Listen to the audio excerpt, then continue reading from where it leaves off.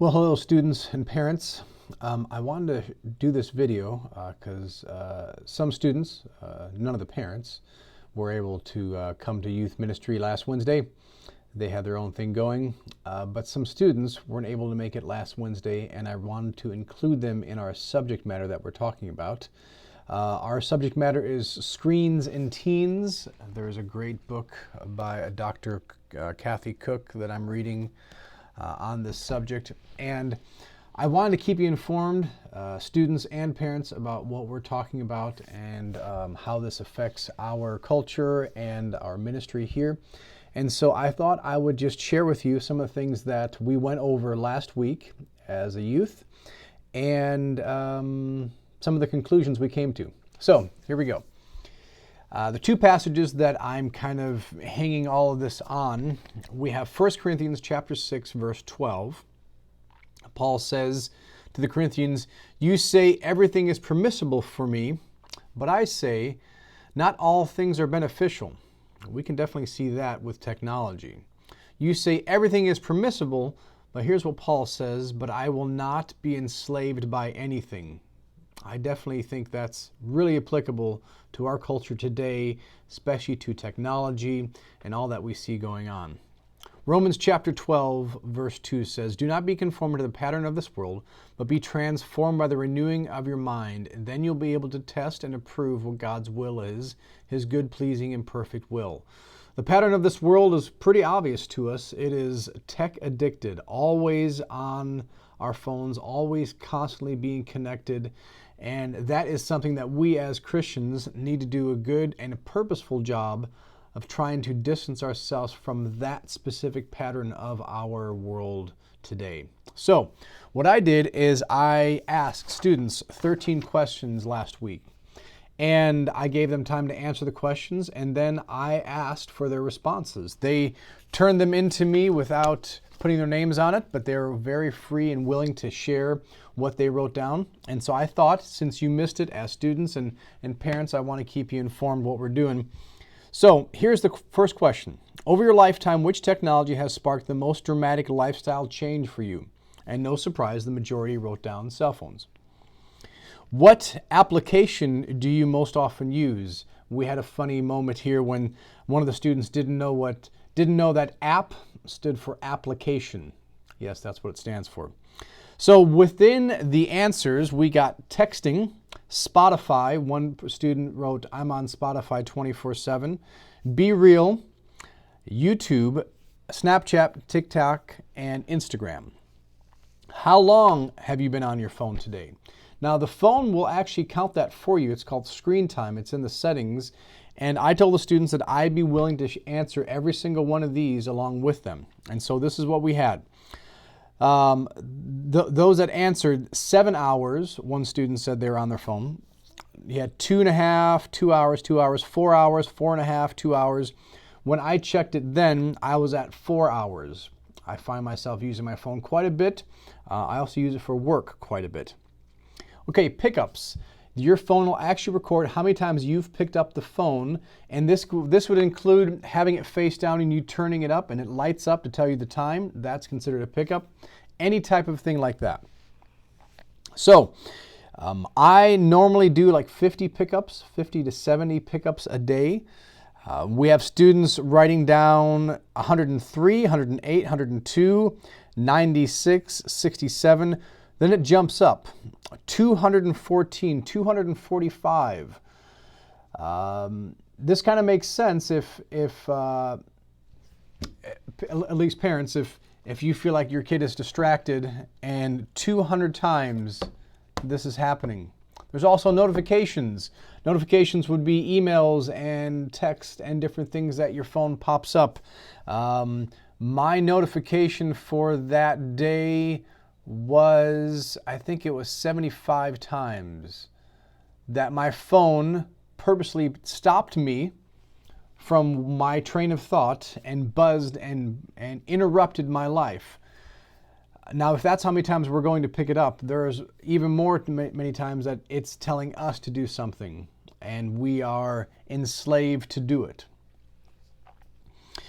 Here's the question I asked. Do you wish you looked at your phone less? And I was happy with the responses. About 50% of the students said yes, I need to be off my phones more. And that was a great conclusion for them. Have you caught yourself scrolling through feeds longer than you realized? And pretty much all of them said yes. One wrote, I scroll for hours. This can become very addicting. Have smartphones ever gotten you into trouble? Half of our students said yes, that has happened to them. Do you often feel bored without your phone?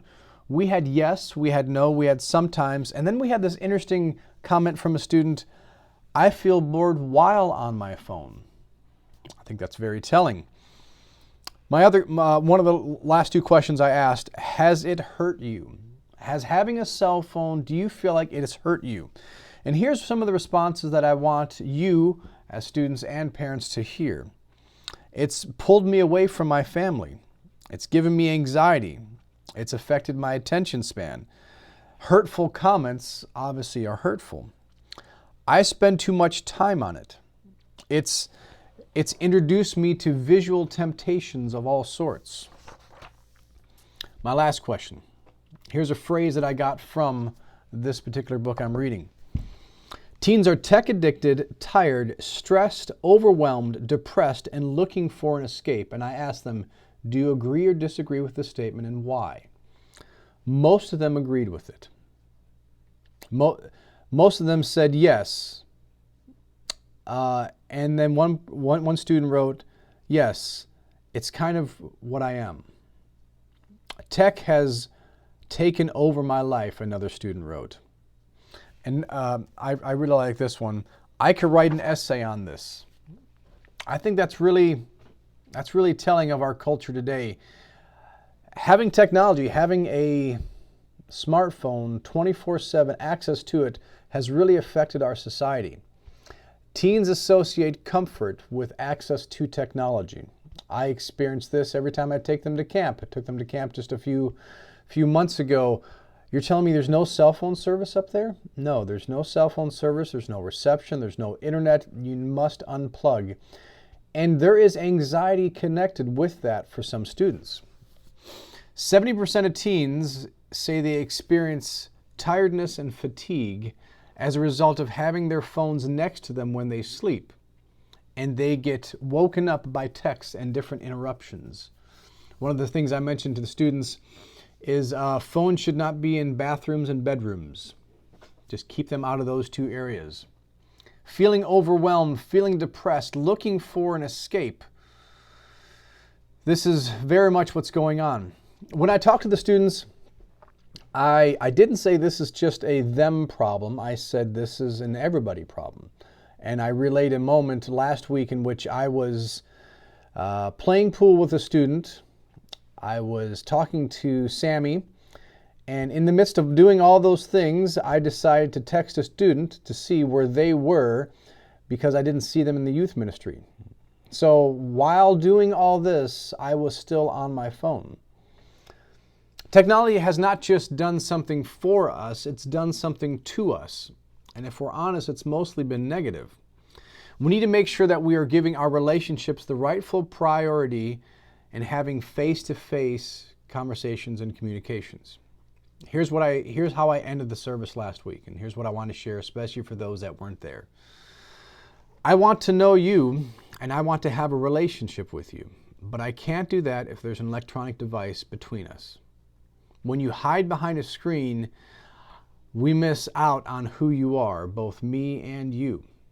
And so, what I want to do is I want us to consider putting away our phones when we're here at church for youth ministry.